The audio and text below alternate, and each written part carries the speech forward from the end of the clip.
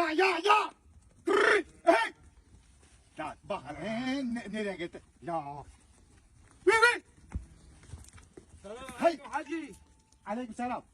Hacı ayıp değil mi ya? Bu senin babanın şeyi mi sen koyunları ağaçların içine bırakmışsın ya? Sen kimsin lan?